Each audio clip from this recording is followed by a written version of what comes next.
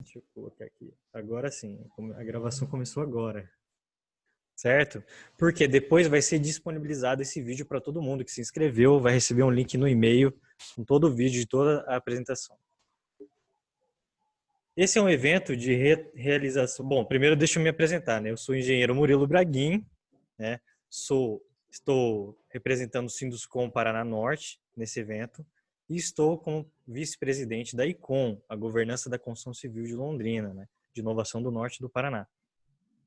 Esse evento não deixa de ser uma ideia da ICOM. A ICOM é um organismo de pessoas e de empresas que se juntam e pensam no que pode acontecer na cidade, né, nos enredos. Um desses enredos foi aqui uma apresentação de trabalhos acadêmicos que começou ano passado, em 2019, na Construtec Week, lá num evento no Calçadão, onde a gente teve ali várias universidades apresentando seus trabalhos, suas pesquisas. E essas pesquisas foram tão ricas em conteúdo, né, que eu fiz o convite para a Ercília, né, para a gente desenvolver uma série de eventos. Então, esse é o primeiro evento de vários, de nome Ciência em Construção, para a gente sempre ter aqui os nossos pesquisadores aqui de Londrina e região, para a gente valorizar os seus trabalhos e aprender um pouco do que eles estão fazendo, né? O propósito disso é que a comunidade entenda esses trabalhos que são acadêmicos, por serem acadêmicos, geralmente eles têm uma linguagem um pouco mais difícil de entender, né? Então a proposta aqui é para que ele seja apresentado de uma maneira mais prática possível, tá? Então esse é o propósito do evento. Então esse é o primeiro evento de uma série, culminando aí no final do ano numa nova Construtec Week, que é algo que a gente está construindo já, para lá ter também, aí esperamos, né, com a pandemia, se a pandemia permitir, um evento físico, onde a gente possa circular entre os pesquisadores, perguntar das pesquisas que eles estão fazendo de uma maneira mais direta, né? Eu gostaria de agradecer também o apoio das empresas, né, das construtoras Vanguard, Plaenge e CGE, do escritório de projeto Max Solos e da consultoria do Summit, que são os nossos primeiros apoiadores do evento. Espero que vocês que estejam assistindo aqui, que tenham suas empresas e que queiram apoiar os próximos, já fica o convite aqui. Esse é um evento de realização do Sinduscom Paraná Norte, da Universidade Estadual de Londrina, do Clube de Engenharia e Arquitetura de Londrina, do SEBRAE, do SENAI e, obviamente, da ICOM, da Governança da Construção Civil. Então, eu vou pedir para todo mundo, novamente aqui, para quem está entrando, mutar o seu microfone. A gente vai ter as duas apresentações, né, da Ercília e depois da Heloísa. E, ao final, eu libero aqui o microfone para quem quiser fazer perguntas. Então, a gente vai ter 30 minutos de cada. 30 minutos da Ercília, 30 minutos da Heloísa e 30 minutos para perguntas. É só pedir no chat aqui e, por ordem de chegada, eu vou pedindo depois para a pessoa abra o microfone e a pessoa vai falar, tá bom? Nesse primeiro momento, a gente vai começar com a palestra Empreendimentos Habitacionais com Mais Valor Agregado, Estratégia Zero Energy, mas Custom Homes, da professora doutora Ercília Hirota. Ok? Depois eu apresento a Heloísa. Então, muito bem, Ercília, apresentação toda sua. Obrigada, é um prazer estar aqui. Eu sempre digo nas minhas apresentações que é sempre importante a gente disponibilizar os resultados das nossas pesquisas, já que elas são financiadas com recursos públicos, né? E ela deve atingir o maior público possível. Então, quando o Murilo me propôs essa ideia, eu achei fantástico, né? A universidade tem muito, as universidades aqui de Londrina têm muito a apresentar, e, então eu tenho a honra aqui de estar abrindo os trabalhos dessa série. Eu vou aqui compartilhar, deixa eu ver se eu faço certo a minha tela. Estão vendo? Tá. Então, o tema que eu trago aqui para vocês hoje é um trabalho que foi desenvolvido, está sendo desenvolvido ainda, né, desde 2013, no meu grupo de pesquisa, muito inspirado por um trabalho da rede Zero Energy Mass Custom Homes, que é uma rede internacional de pesquisadores do qual eu participo. Foi criado pelo professor Masa Noguchi. Inicialmente, ele estava sediado em né, na Escócia, e em pouco tempo se espalharam muitos núcleos de pesquisa, o mundo afora, até que em 2010 o professor Carlos Formoso, da Federal do Rio Grande do Sul, me convidou a participar de uma missão técnica ao Japão, e lá nós tivemos a ideia, então, de efetivamente integrar essa rede de pesquisa e começar a pensar em customização em massa para habitação de interesse social, né? E, então, no início dessa palestra, eu vou só colocar para vocês qual foi a nossa inspiração para essa pesquisa. Essa foto mostra, eu escolhi a foto em que o Gerson Guarente estava aqui, foi a missão técnica de 2013, né? Estavam lá o Gerson, do Sinduscom, Carlos Formoso, eu, esse é um engenheiro da JL, de São Paulo, e a professora Fernanda aqui, e o Rubens Campos Júnior, que foi uma pessoa muito importante para a gente nesse momento. Na época, ele trabalhava como diretor de inovação da LB Brasil, que é a fornecedora das chapas USB no Brasil, e ele já mantinha um contato muito próximo com a Tec Verde Engenharia, que lá em 2013 começava a despontar como uma empresa de inovação, ganhando prêmios mundo afora de inovação na construção, e estavam desenvolvendo habitações de interesse social, buscando a certificação no DATEC para a viabilidade da implantação dessa tecnologia no programa Minha Casa Minha Vida. Então, o Rubens, na volta dessa missão, me disse assim: Cecília, por que não vocês começarem a trabalhar com essa tecnologia, desenvolvendo uma forma mais barata e mais adequada para a habitação de interesse social? Então, esse foi o nosso mote. Essas missões, eu estou colocando aqui a programação de 2013, mas ela muda muito pouco de um ano para o outro, são realizadas todos os anos por essa rede ZEMIC, lideradas pelo professor Massa, que tem muitos contatos nessas empresas. A gente faz as visitas nas principais indústrias de casas pré-fabricadas japonesas. Sekisui House é a maior delas, Daiwa House, Sekisui Heim, que é uma outra empresa, embora o nome seja muito parecido, mas é uma outra empresa, trabalha com construções em painéis, a Misawa Homes. E em 2013, pela primeira vez, a missão teve acesso a uma visita técnica ao laboratório de desenvolvimento de produto da Sekisui House, que foi onde a gente entendeu na essência o que é esse conceito de customização em massa.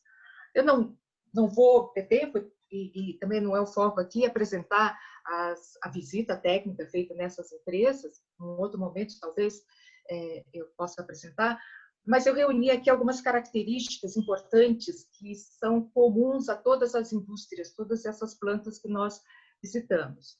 Um foco muito, muito forte no cliente usuário. Então, eles desenvolvem o produto a partir de uma compreensão aprofundada do que o cliente usuário quer da casa que ele pretende comprar. E é importante a gente ressaltar que, no contexto japonês, em qualquer empreendimento imobiliário, 70%, no caso das casas, mais especificamente, 70% do custo da casa, desse empreendimento, é terreno. Então, a aquisição da casa, para eles, é um bem assim para a vida toda, porque eles não vão ter um outro momento em que eles possam comprar um outro terreno e construir uma nova casa. Então, eles têm esse foco muito forte. E, em função de entender essas características desse cliente usuário, eles trabalham com produtos customizados em massa. Então, embora o Murilo tenha me pedido para não falar muito de conceitos técnicos, mas esse eu acho que, tecnicamente, é importante que a gente defina aqui, porque customização é um termo que as pessoas usam de uma forma muito coloquial. Qualquer coisa em que a pessoa que comprou consegue mudar ou adaptar às suas necessidades, a gente chama de customização.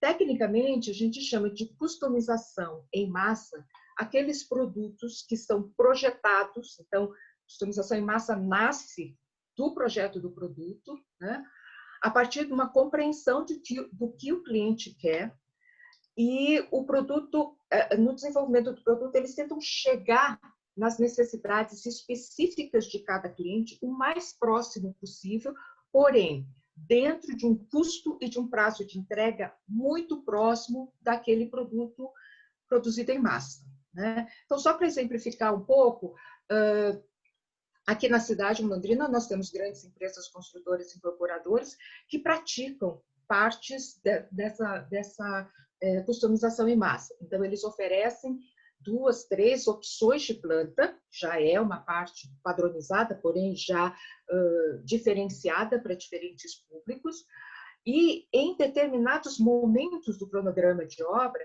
eles abrem uma janela de tempo para que o cliente possa optar, por exemplo, para em qual lado da parede da sala eles querem as instalações da TV, que tipo de acabamento de piso, de banheiro, de bancada, etc., ele gostaria de ter dentro de uma gama que a empresa oferece, mas o cliente ele pode optar, pode fazer escolhas diferenciadas, desde que seja naquela janela de tempo e desde que seja naquela gama, naquela variedade de produtos que a empresa oferece. Ou seja, ela está fazendo uma parte da customização sem onerar o cliente e sem atrasar a entrega do produto. Isso é customização em massa.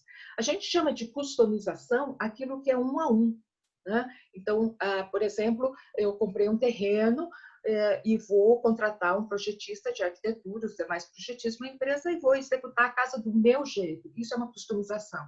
Mas provavelmente ela vai sair num custo mais alto ou numa entrega mais demorada do que um produto padrão executado e disponível já no mercado, certo?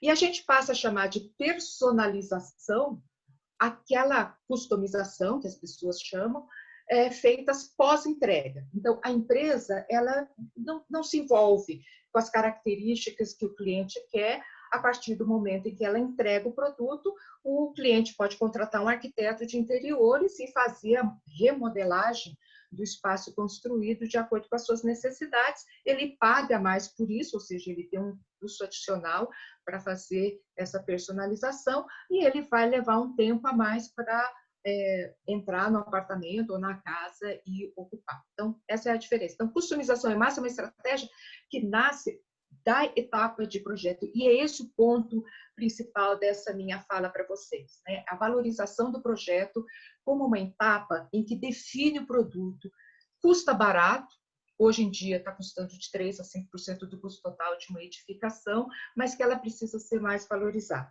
né? Além dessas duas características, uma forte ênfase na eficiência energética, é por isso que o grupo, essa rede de pesquisa se chama Zero Energy, quer dizer, casas customizadas em massa com zero energia, ou seja, consumo zero. Essas empresas todas que eu listei para vocês, todas elas trabalham com habitações que têm um gasto energético de compra da energia fornecida pela concessionária zero, porque a casa é equipada, é concebida para gerar a energia necessária para a sua operação. E um uso intensivo de protótipos físicos para comunicação com o cliente, ou seja, para mostrar para o cliente qual é o produto que ele está adquirindo e também para poder entender o que o cliente gostaria de ter. Esse foi o diferencial que a gente obteve nessa primeira missão, que nós conseguimos visitar o laboratório da Sexual House. Só um instantinho aqui que o meu mouse perdeu o contato aqui. Oh, meu Deus. Desculpa, gente.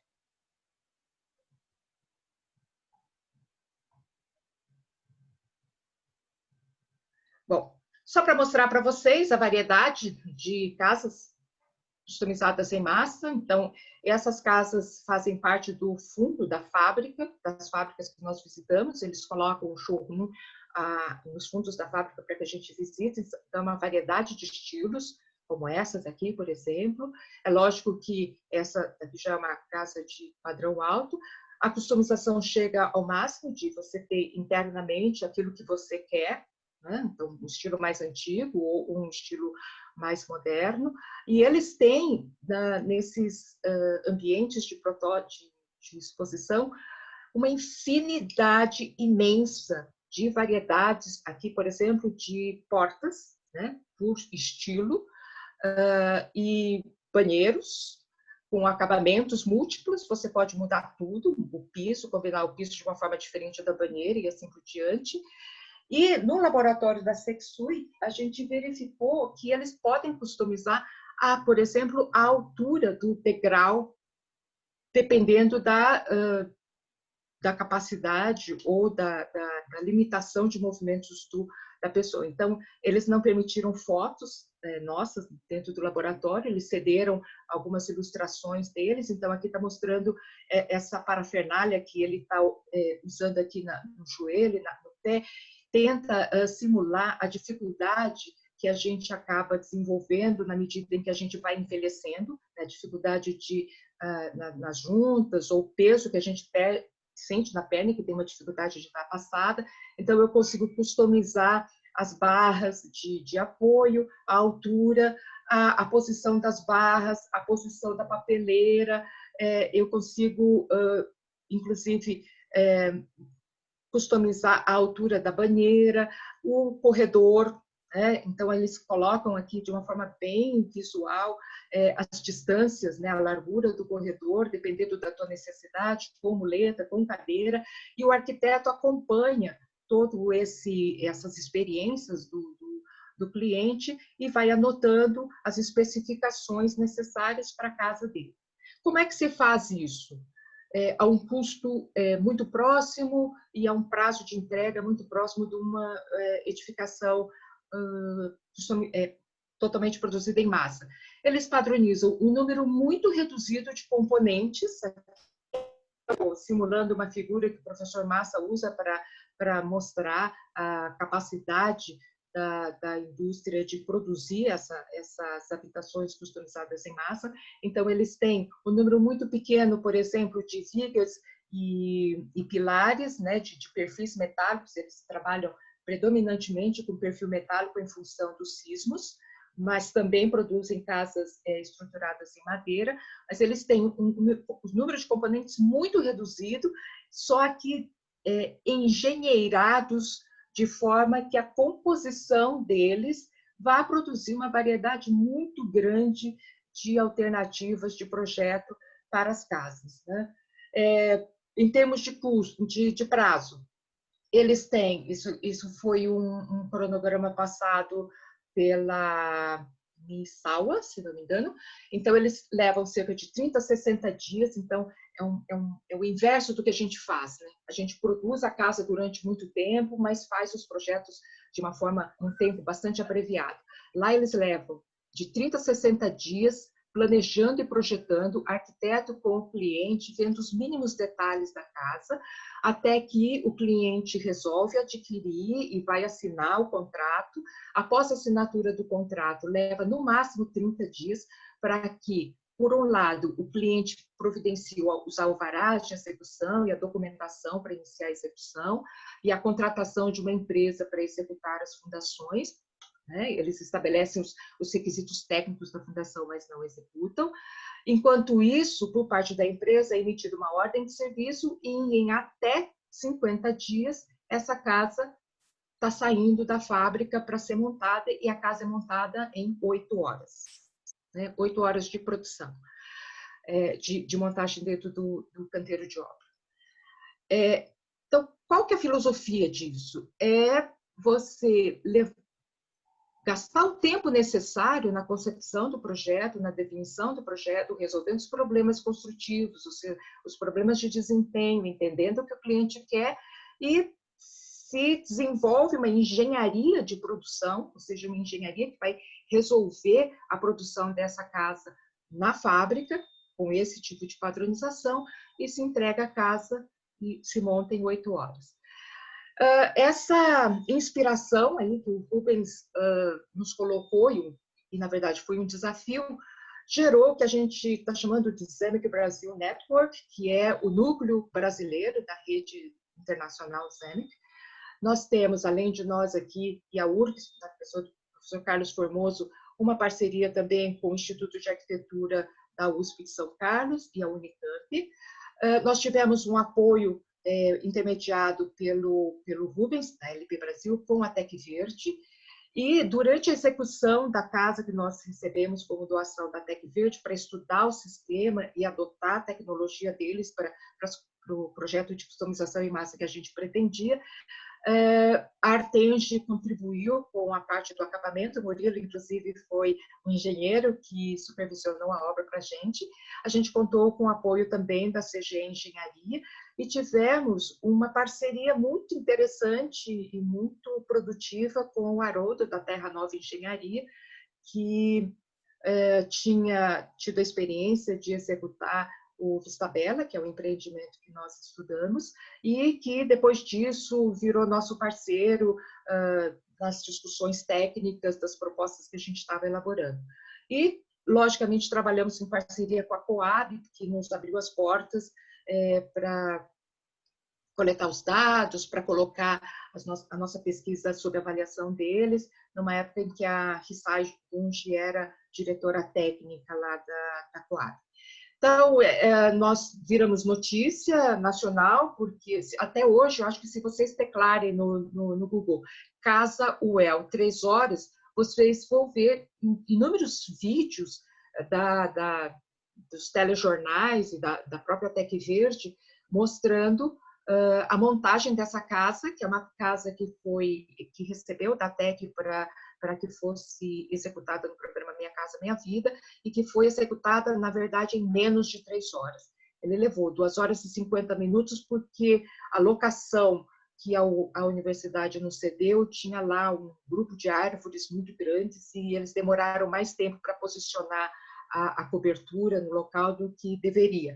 Mas, e depois disso, então, ela recebeu a cobertura e a Artenge fez a parte toda o acabamento da casa. Se vocês quiserem visitar, ela está à disposição lá no campus da UEL, nos fundos do CTU.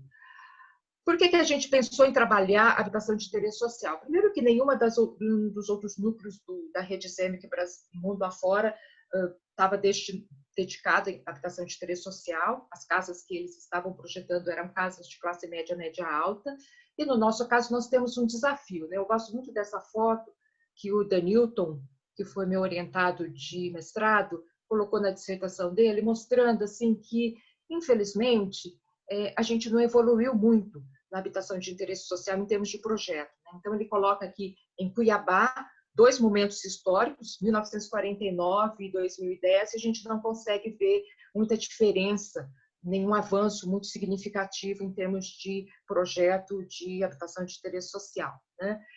Então, a primeira coisa que nós fizemos foi levantar quais são as necessidades do usuário, já que a customização em massa exige isso. Então, nós levantamos as necessidades deles usando uma técnica que é chamada técnica de preferência declarada, desenvolvida pela professora Doris Kowaltowski e o Denis Granja da Unicamp, em que, diferente daquelas avaliações pós-ocupação muito tradicionais, eles usam um jogo de cartas que força o usuário a fazer o trade-off. Então, você quer mais uma vaga de garagem ou você quer uma aparência mais bonitinha do apartamento? Você quer um lugar que seja próximo de transporte coletivo ou você quer a possibilidade de um tamanho maior de cômodos, né? Então, ele tem que escolher e, nisso, ele vai estabelecendo o que efetivamente agrega valor para ele.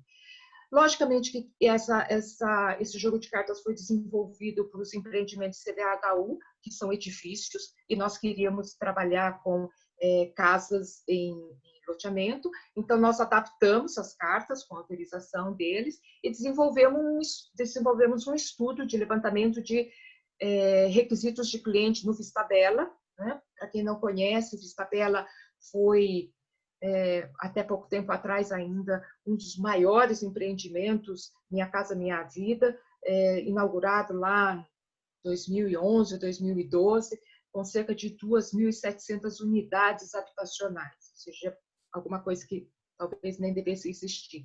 E qual não foi nossa surpresa? Porque quando a gente fala de habitação de interesse social, a gente acha que a gente entrega aquilo que é possível, uma família de renda 0 a 3 salários mínimos, aquilo que ela pode comprar. Então, a gente esperava que essas famílias quisessem um cômodo a mais, um banheiro a mais, uma cozinha maior, uma falta-parede aqui, enfim. Mas, para surpresa nossa, com essa técnica, disparadamente, o que agregaria valor para eles, né, no empreendimento era maior segurança. Em segundo lugar, natureza, porque o empreendimento foi entregue sem ajardinamento, sem árvores, etc. E, no terceiro lugar, mais cômodos. O restante, que era aquilo que nós achávamos que eles indicariam como necessidade, uma casa com aparência variada, novos espaços ou uma qualidade construtiva melhor, ficaram bem atrás. Bom, o que fazer com isso? Foi uma preocupação nossa. Nós, independentemente disso, nós queríamos desenvolver a customização. Aquela segurança ficou martelando na cabeça da gente, mas a gente desenvolveu, enfim, um estudo para verificar se é viável fazer customização em massa em habitação de interesse social, e a gente teve indicativos de que sim.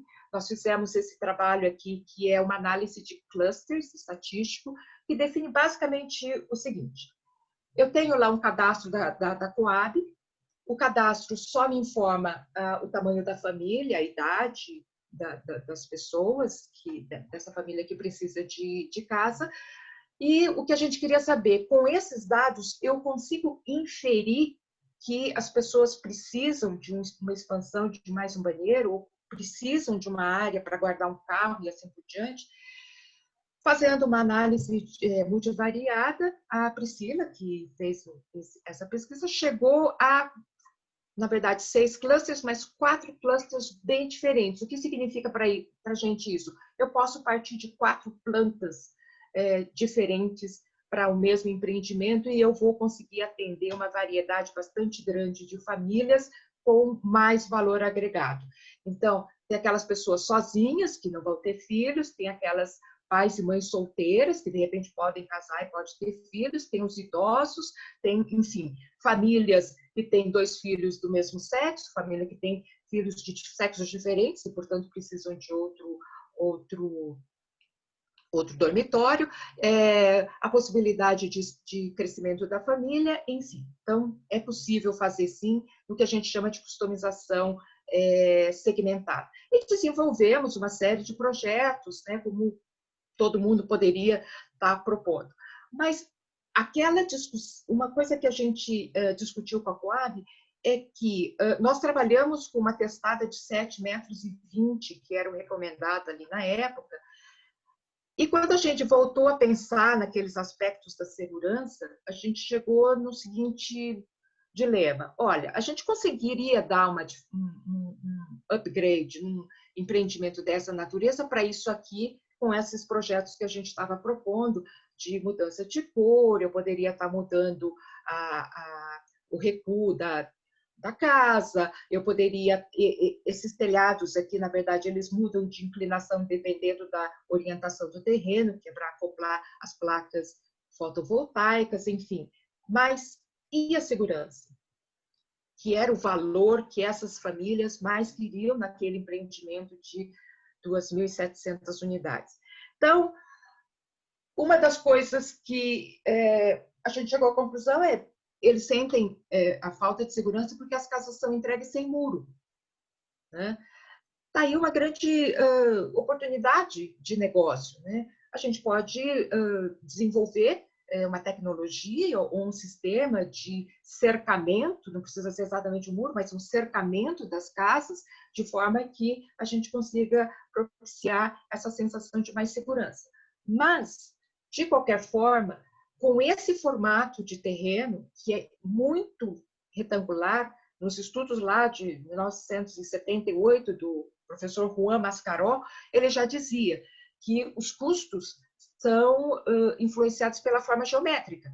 Quanto mais retangular, eu tenho mais perímetro para uma mesma área. Então, eu encareço aquela área. A área fica muito cara quando ela tem um perímetro muito largo.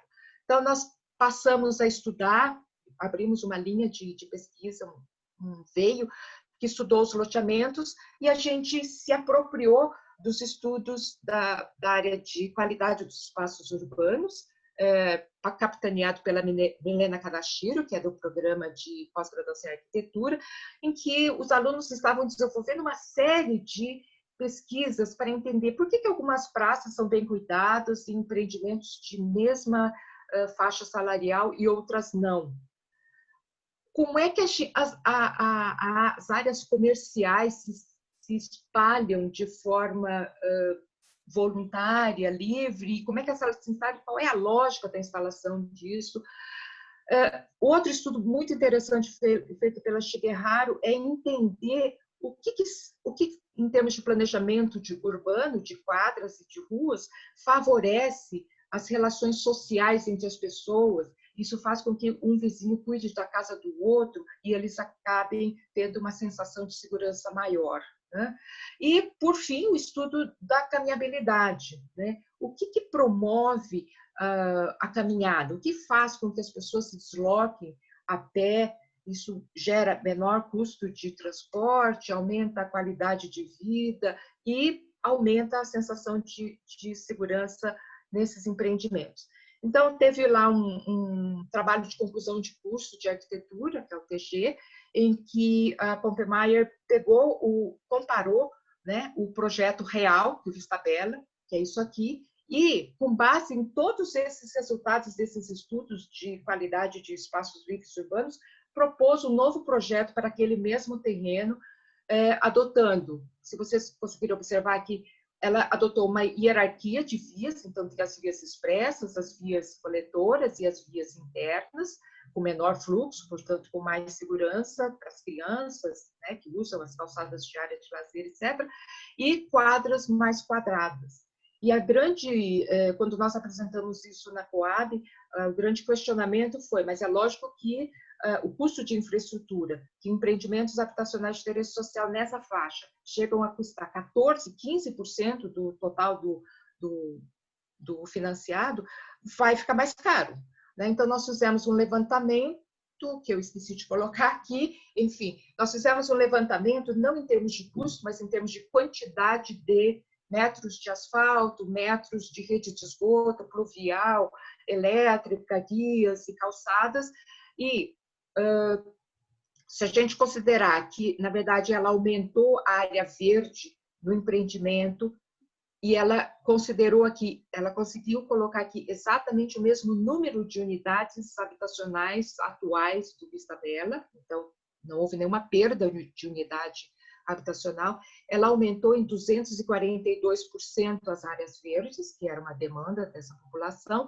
e quando nós fizemos o levantamento de quantidade de metros, de tubos, etc., de infraestrutura urbana, nós chegamos a uma diferença de 2% a mais para esse novo projeto, tirando daí o custo da arborização e da área verde. Ou seja, é possível a gente desenvolver projetos de loteamento com maior qualidade e com uma diferença de custo bastante razoável, né?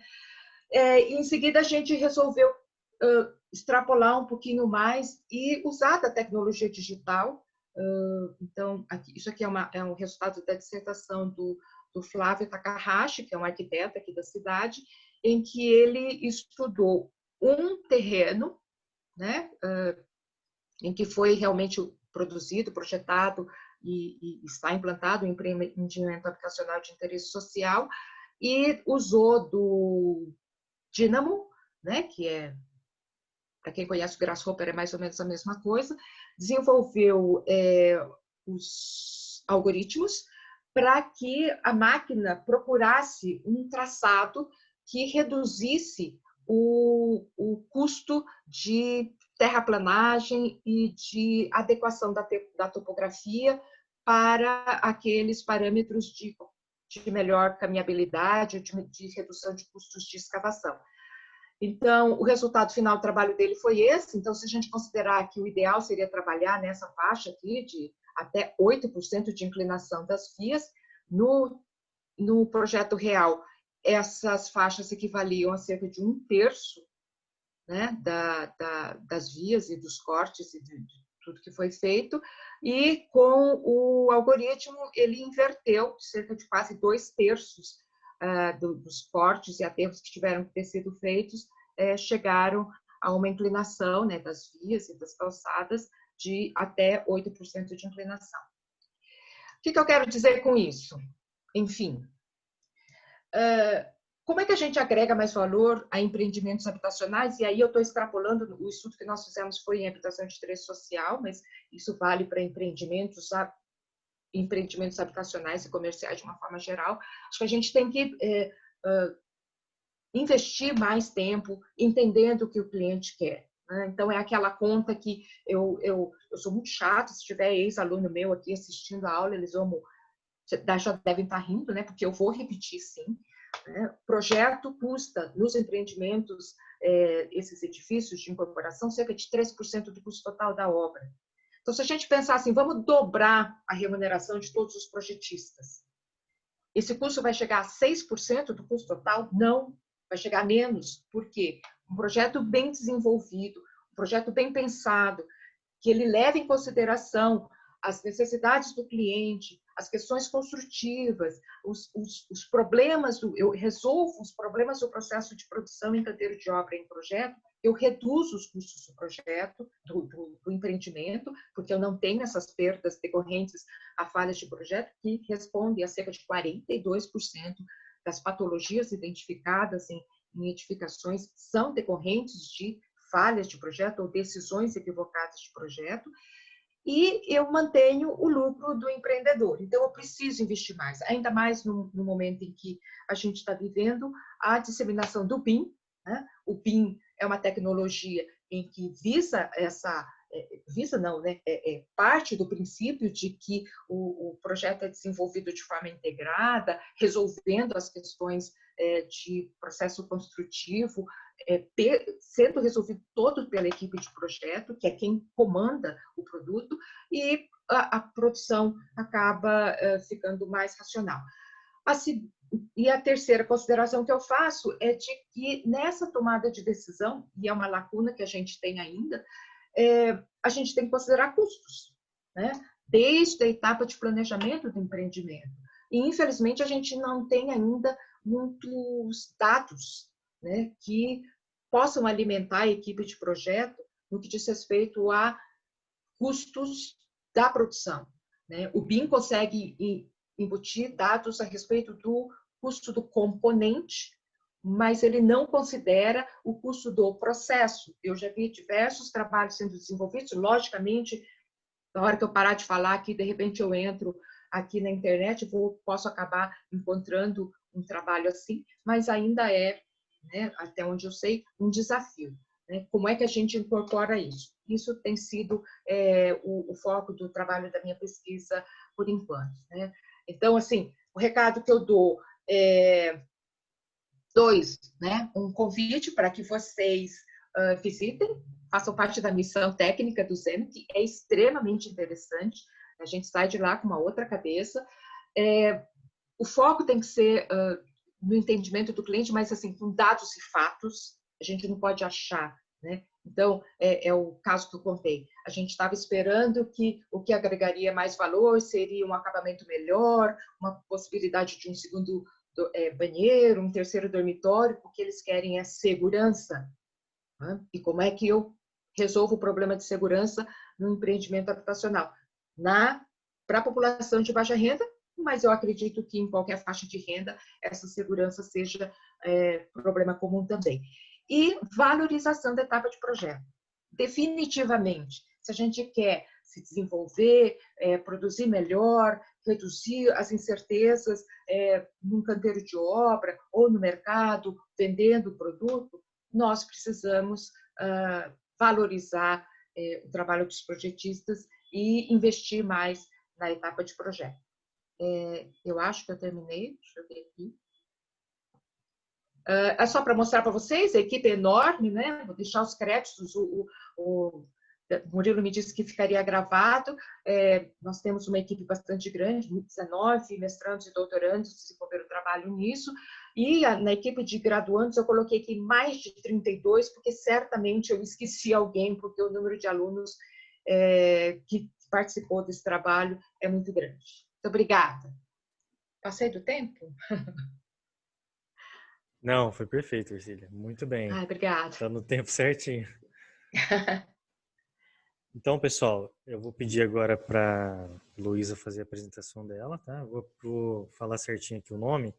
E eu peço que vocês anotem as perguntas e ao final a gente faz uma mesa redonda aqui, né? Porque acredito que um trabalho seja bem sinérgico com o outro. Certo? Heloísa tá aí? Tudo certo? Alô? Sim, deixa eu só ver se eu vou me lembrar daquela questão da apresentação que a gente... Tá, A então... tela que está aparecendo, tá correta a tela? Acho que tem que fazer uma alteração, né? Não, tá certo.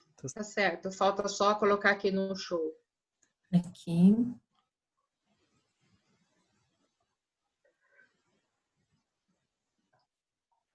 É nesse momento que ela... Peraí. Vamos alternar. Lá em cima, isso. Isto. Muito. Tá, então agora a gente vai ter a apresentação da professora doutora Heloísa Rodrigues no tema Resiliência Urbana, reinventando cidades para um futuro sustentável. Muito bem. Muito bem. Com a palavra. Eu fiz uma... Obrigada. Obrigada pela apresentação.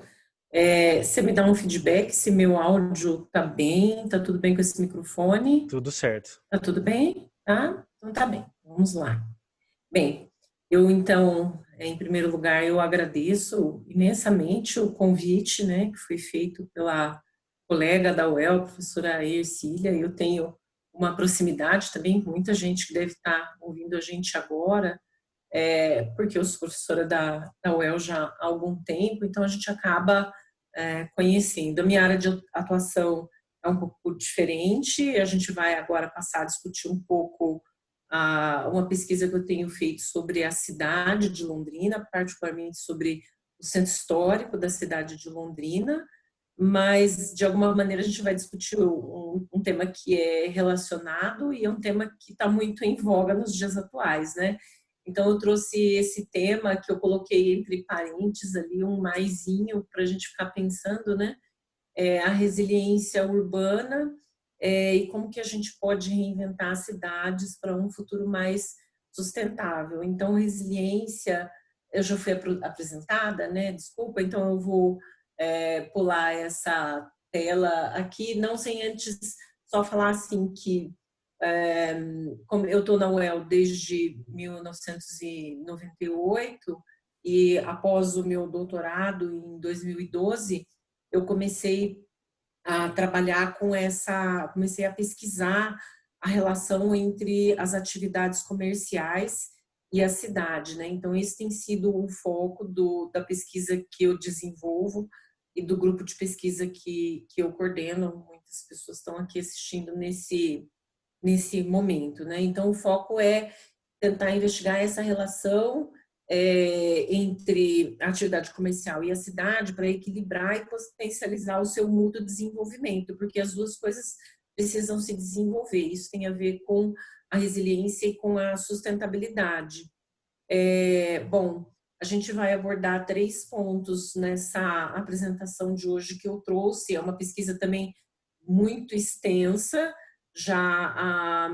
Eu venho pesquisando desde o meu doutorado, ou seja, desde 2012, 8 anos, mas essas 2 pesquisas que vão ser apresentadas aqui, em particular hoje, elas estão sendo desenvolvidas há cerca de 4 anos, mais ou menos. Então, eu vou tentar mostrar, através do resultado dessas pesquisas, a ideia da resiliência urbana, o potencial das atividades comerciais para manutenção da vida urbana, e a gente vai tentar entender como é que a gente pode lidar com isso, conservando a memória e a história das nossas cidades, ou seja, é uma forma que a gente tem de equilibrar o sistema, né? Isso tem a ver com a resiliência também. Então, em vez de ficar teorizando muito sobre a resiliência, eu vou mostrar na prática, mas de alguma forma a gente está vivendo muito a resiliência, né? Resiliência, tudo isso que está acontecendo com a gente Agora, todos os dias a gente acorda durante a pandemia e a gente fala, e agora, né? Eu tenho que me adaptar, porque eu não posso sair, eu não posso mais viver como eu vivia antes. E agora? Como é que vai ser? E a gente todos os dias se coloca a pensar. Isso é exatamente o que significa resiliência. A gente está sentindo isso nas nossas vidas. Mas eu pesquiso como que isso acontece com relação à vida das cidades, tá? Então, eu vou mostrar essas duas áreas, tá? E vou comparar um pouco o que nós pesquisamos com relação a esse eixo número 1, que foi a primeira etapa da pesquisa, que é a Avenida Duque de Caxias, delimitando nesse trecho aqui entre a Rua Benjamin Constant e a Avenida JK, e esse setor delimitado, que muitos de vocês conhecem, delimitado entre a Juscelino Kubitschek e a Avenida Higienópolis, que são as ruas Santos, Paranaguá e Belo Horizonte. Eu queria colocar para vocês uma ideia-chave, então, que a gente precisa ter como foco do que significa essa pesquisa, tá? E essa ideia é: o centro histórico de uma cidade, ele é um lugar único. Nós precisamos conservar. Não existe dois centros históricos. Tudo que está ali, tudo que foi edificado nessa cidade, desde que ela passa a existir, é único. E quando se perde, e é por isso que eu escolhi justamente essa foto, né, para colocar na tela aqui, que representa uma das catedrais, né, do centro da cidade. Hoje não é mais ela que está lá, é a atual Catedral Metropolitana, que tem um projeto bem diferente dessa, mas a gente já pode ver, então, qual é o impacto da mudança na história das cidades. Quando a gente toma a decisão de demolir algo em uma cidade para construir uma outra coisa, não importa qual seja o nível de adaptação que a gente precisa promover desse movimento, a gente vai impactar na história das cidades. E quando a gente pensa em sustentabilidade, o que a gente tem que pensar é: qual é a nossa responsabilidade com relação às gerações futuras? Então, as pessoas não vão conhecer elementos dessa cidade, e em particular do centro histórico, que é o lugar simbólico maior das nossas cidades, se a gente não parar para conservar, se a gente não aprender a conservar, e se a gente sistematicamente destruir os nossos centros das nossas cidades como um todo. Então, eu queria que vocês tivessem essa ideia-chave em mente diante de tudo que eu vou apresentar para vocês, porque o centro de uma cidade, e aí eu escolhi 3 centros históricos de 3 cidades brasileiras: São Paulo, Salvador, Ouro Preto. A gente vê, assim, é o primeiro lugar que a gente visita quando a gente vai para uma cidade a trabalho, quando a gente está fazendo turismo. A gente vai tentar entender, bom, deixa eu perceber onde essa cidade começou. E a gente vai visitar a Catedral Metropolitana, a gente vai a um museu, a uma praça, a gente vai buscar saber quais são os elementos, né, que representam e contam a história dessa cidade. O que vai acontecer com as nossas cidades? O que vai acontecer com o centro de Londrina se a gente sistematicamente destruir? E às vezes a gente pode não ter essa percepção em Londrina, e a gente pode até às vezes falar: mas Londrina, entre parênteses, ela não é uma cidade turística. Mas do que a gente está falando exatamente, né? Existe um tipo de turismo que é muito forte em Londrina, e eu fui tentar ver os dados recentes, né, nessas fontes que eu coloquei aqui para vocês, do Londrina Convention Bureau, do governo de estado, da sua Secretaria de Turismo, né, 68, se juntar, né, os dados de turismo cultural e turismo de negócios em Londrina, ele representa 68% da movimentação desse segmento. A gente tem uma quantidade de leitos de hotel bem elevado, e recentemente Londrina foi elevada a essa categoria A, né, inserida no mapa turístico brasileiro, sendo que só 3 cidades no Paraná têm essa classificação. Então, isso é significativo para a gente, porque as pessoas vão vir para Londrina e elas vão querer conhecer o centro histórico da cidade. E o que tem lá para elas conhecerem? A gente precisa começar a cuidar disso, a gente precisa começar a se preocupar com essa questão, né? Então, como é que nós estamos cuidando do centro histórico de Londrina? E aí, nessa tela, então, eu escolhi mostrar para vocês se a gente está destruindo a nossa cidade, a nossa memória, ou se a gente está adaptando, né? Existe um pano de fundo nessa pesquisa que a gente faz, que são as nossas preocupações com o patrimônio histórico da cidade. Isso tem a ver, a nossa pesquisa trabalha com uma escala bem próxima de muito do segmento da construção civil na nossa cidade, que é a adaptação de edificações que existem no centro da cidade. Eu não estou falando aqui de edifícios tombados, né? Porque patrimônio histórico não é só aquela edificação que é tombada, mas eu estou falando de cada edifício que compõe a nossa cidade, que conta a história da nossa cidade e que é sistematicamente adaptado para uma nova atividade todo o tempo, né? Então, eu coloquei aqui o calçadão de Londrina, tentando lembrar um pouco quando a gente substituiu, né? Nós substituímos aquele piso petit pavé, que era tão simbólico, né? Do desenho do centro da nossa cidade.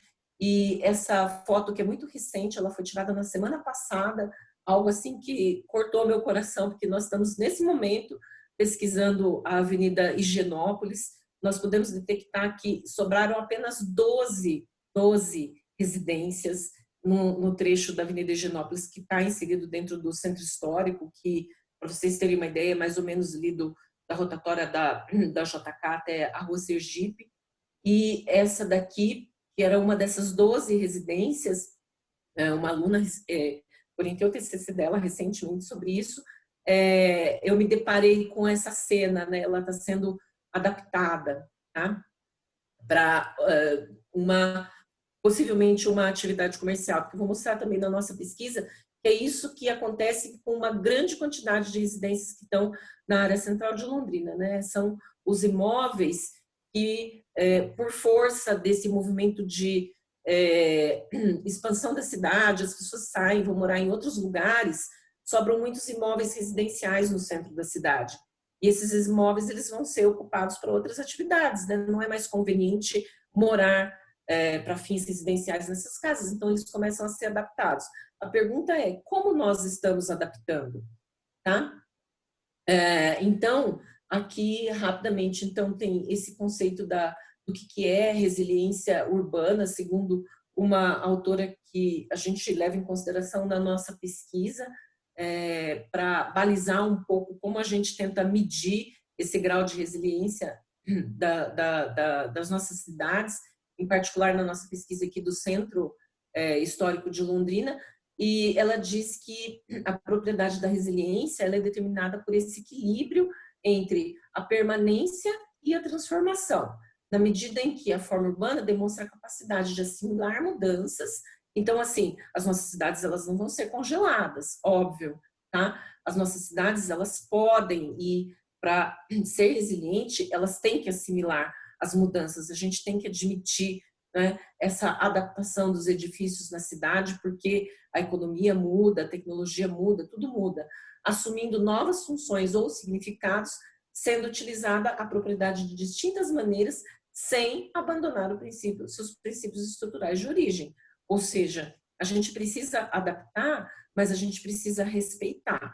E se tratando do centro histórico da cidade, a gente tem que então pensar como que nós poderíamos preservar a característica dos nossos centros históricos para que eles possam ser visitados, né? Londrina, a gente acha que é uma cidade nova, mas um dia ela vai ter 200 anos, 400 anos, 500 anos, entre parênteses, né? Se a pandemia deixar. Tá? Só para descontrair um pouquinho aqui. Na primeira etapa da nossa pesquisa, nós pegamos, então, esse eixo aqui, né, esse trecho aqui da Avenida Duque de Caxias, e a gente foi verificar, aparece, a gente pode ver aqui, isso daqui é a planta inicial, né, da cidade, mostra o limite da nossa pesquisa, porque a gente leva em consideração aquilo que foi planejado pela Companhia de Terras no norte do Paraná, em 1929, e colocado aí em andamento. Tá? Então, a gente pegou justamente esse trecho que foi ocupado muito recentemente, uma das primeiras ruas comerciais da cidade, e a gente foi verificar quantas edificações permaneceram nesse segmento da Rua Duque de Caxias. Ela ainda é uma rua de comércio que tem atividade, e essas edificações construídas aqui, elas ainda suportam essa atividade comercial, ou seja, elas são resilientes, tá?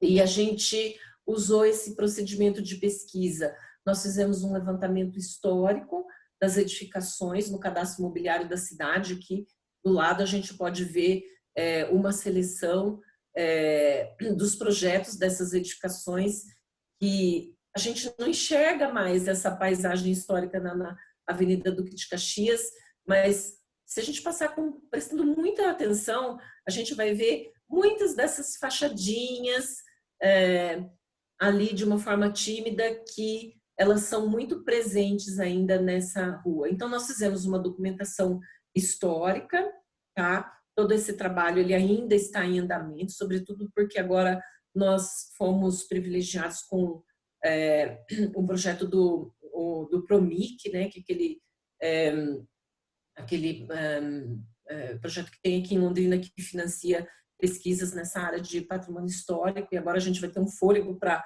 dar continuidade nessa pesquisa, e a gente então tratou de ver esse grau de integridade desses elementos que definem o caráter histórico dessa paisagem urbana, ou seja, essas edificações estão lá, e nós ainda reconhecemos essas edificações lá, a fim de dizer, aqui é o centro histórico da nossa cidade.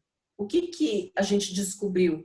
Então, aqui a gente consegue ver toda essa área, né, que foi sistematicamente documentada. Cada lote desse a gente investigou, levantou o projeto, analisou de que ano que era esse projeto, e nós definimos alguns elementos que a gente chama aqui de fatores de permanência, né, para verificar, assim, essas edificações, elas estão lá, mas em que condições elas estão lá? Porque a gente tinha um sentimento, ao passar pela Duque de Caxias, que ela não era mais a mesma, que ela estava totalmente renovada, tá? Então, o edifício, dentro desse contexto, né, do patrimônio histórico, não basta ele estar lá, eu preciso reconhecer alguns elementos que o definem, né? Então, a gente definiu esses fatores para tentar analisar se ele está ali ainda, isso que a gente chama de casca aqui, e os elementos que foram alterados e como eles foram alterados, né? A cobertura, a fachada, os usos dessas edificações, elementos do seu interior e etc. Então, se a gente observar esses dois elementos aqui, que são os que mais definem as características da edificação, que é o lote, né, e o seu invólucro, ou seja, sua casca, a gente pode constatar nesse trecho aqui que 70%, em média, né, 70% aqui dessas edificações ainda permanecem, ou seja, o grau de permanência da Avenida Duque de Caxias, ele é muito elevado, embora a gente passe na Avenida Duque de Caxias e perceba que está tudo muito diferente, mas ainda são as mesmas edificações. Claro, né, a gente montou algumas panorâmicas assim para tentar entender esse conjunto, mas a gente observa muito isso, que aqui no cantinho a gente consegue perceber, né? A Duque de Caxias um dia ela teve mais ou menos essa característica, mas hoje ela foi adaptada e está desse jeito. Isso é inerente à atividade comercial. A atividade comercial ela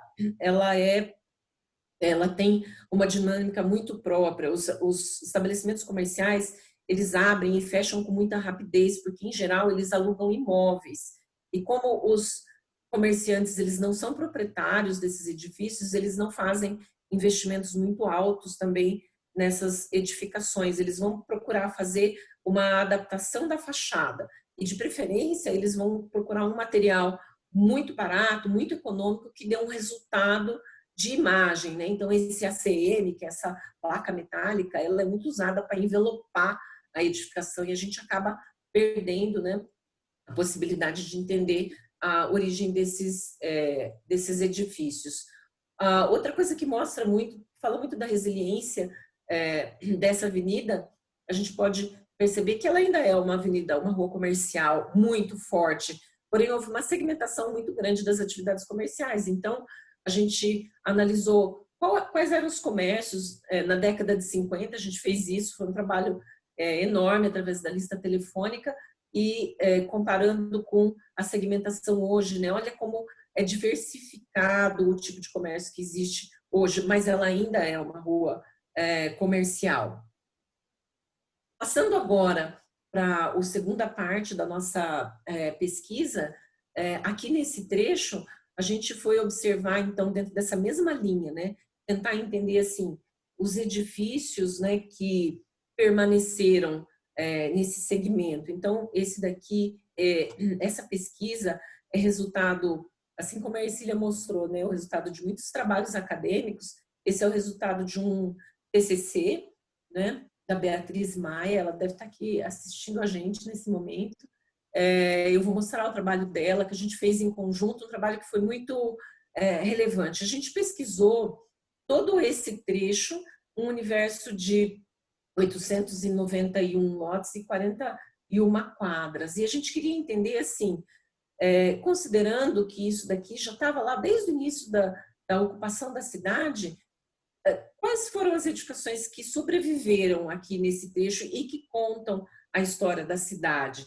Então, a gente recorreu à paisagem urbana de 1950, quando todo esse trecho aqui basicamente era ocupado por edificações residenciais unifamiliares, casinhas, casas simples, algumas mais próximas da Avenida Higienópolis, elas eram mais vultuosas, as mansões, como a mansão do Celso Garcia, né? E a gente vê que da década de 50 até a década de 70, basicamente, essa paisagem se manteve. A gente já consegue perceber que existe já uma verticalização na área central e que da década de 70 em diante, indo para o momento contemporâneo, a gente então notou um movimento de verticalização muito, muito, muito expressivo. E aí é a partir desse momento de verticalização que começa então todo o processo de transformação da paisagem urbana histórica nesse segmento.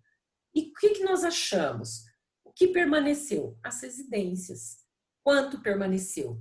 A gente observou que houve uma redução significativa do número de lotes, né? Então a gente caiu de 891 para 693 lotes. Isso significa que a gente sabe que ele tem muitos prédios verticais, edifícios verticais.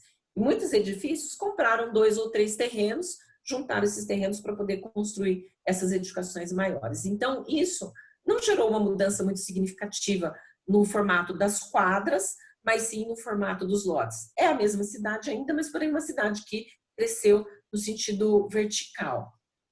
O que aconteceu com esse setor?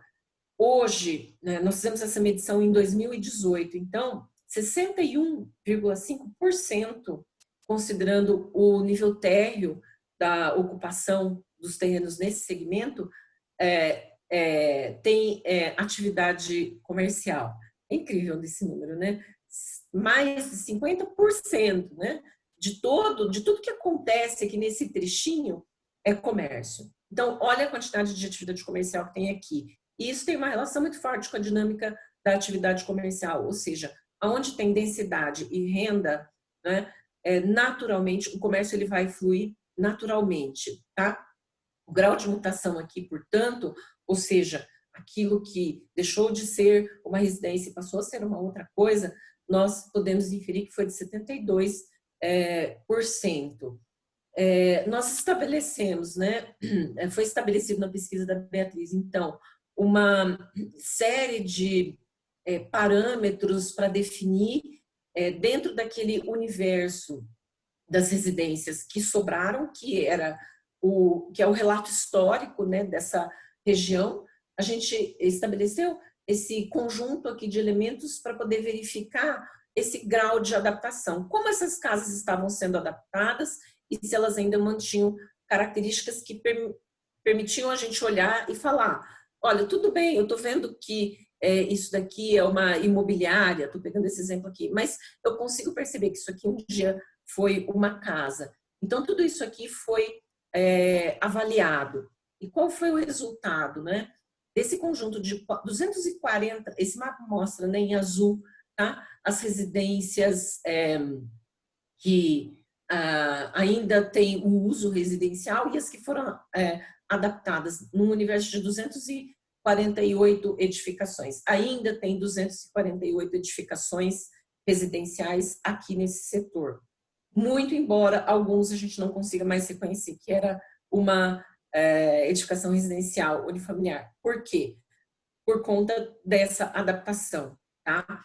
A adaptação está sendo feita de forma que elementos mínimos não são preservados. E isso um pouco é culpa do próprio comerciante, porque quando ele aluga uma casa, muitas vezes ele, para poder traduzir a imagem do comércio, ele fala, a primeira coisa que ele fala é, eu quero que esconda o telhado. Então, vai aquela platibanda e acaba eliminando, né, esse elemento tão característico da residência, que é o seu telhado, tá? Então, 21% dessas edificações, elas são ainda originais, incluindo o seu uso, são 53 famílias que ainda moram ali nesse setor. A partir de hoje, quando vocês circularem nessa área, vocês vão começar a prestar atenção, né? Em muitas famílias, muitas casas que ainda estão ali. 195 foram adaptadas. E aí, aqui, essa tela, ela mostra um desses problemas da nossa pesquisa, né? Que é a qualidade dessas adaptações. Então, veja, por exemplo, esse exemplo, né? Dessa edificação, essa casa de madeira que nesse setor, existiam muitas nesse setor, e a adaptação que foi feita, né? Quando eu falo da questão da platibanda, que também foi feita nesse caso, tem alguns casos de demolição aqui, né? Mas quando uma edificação como essa aqui vai se transformar nisso, né? Nessa escola de inglês que está dentro desse setor. E outras tantas dessas edificações residenciais, elas foram adaptadas para a atividade comercial, como o exemplo dessa residência aqui do lote 23.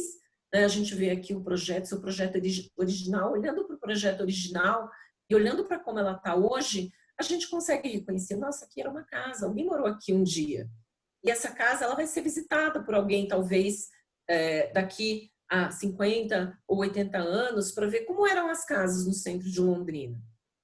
A gente não precisa que tudo isso seja tombado para a gente cuidar, e a gente precisa ter isso em mente. Então, eu já estou encerrando já a apresentação, mas eu queria mostrar para vocês 2 exemplos, né, que a Bia visitou em campo e pesquisou, que é o Conde, né, que é essa hamburgueria que fica ali na Rua Santos, aqui do lado está o Mr. Puka, talvez vocês conheçam esse lugar.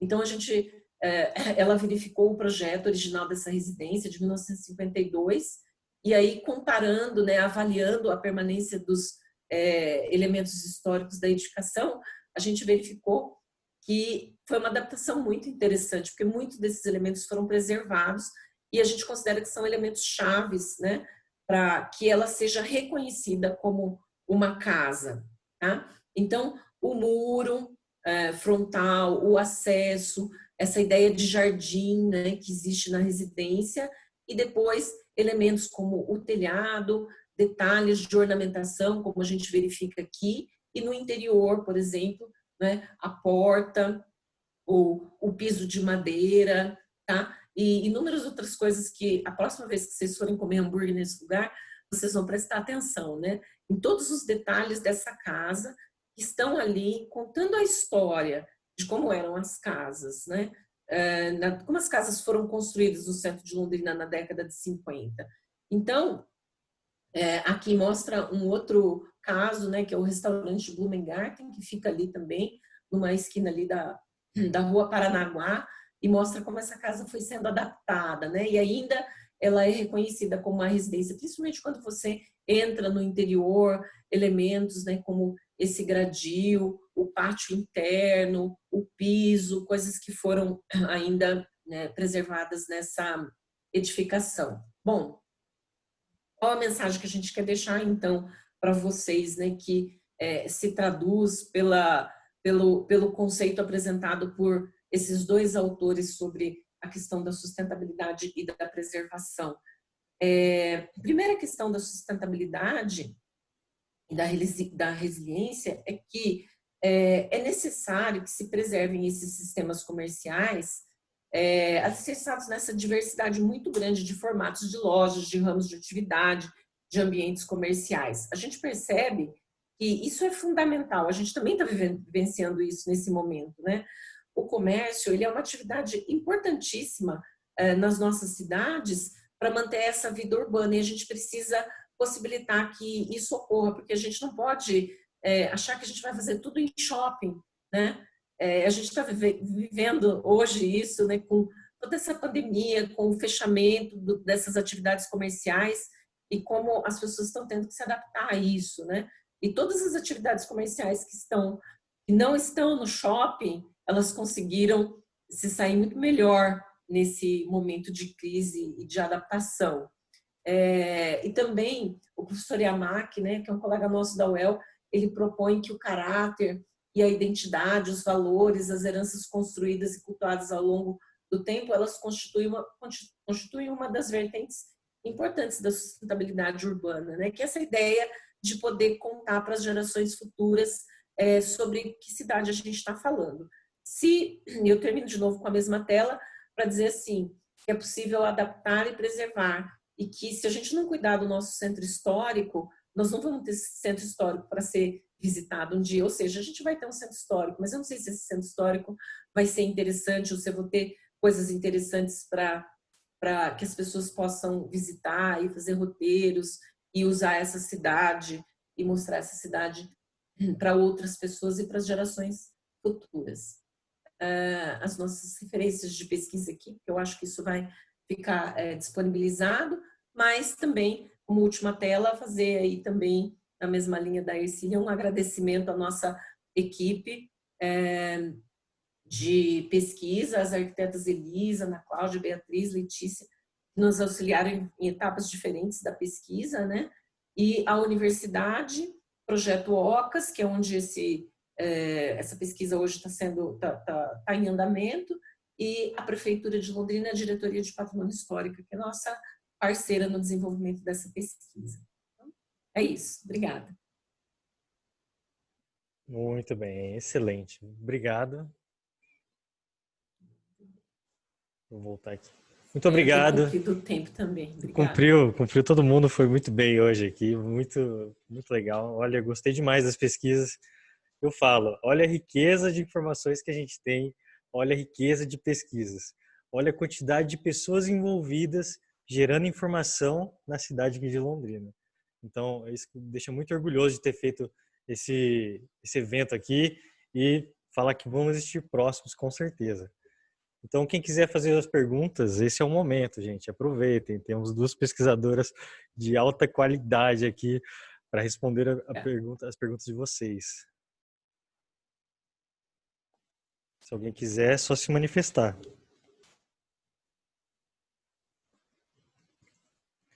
Murilo.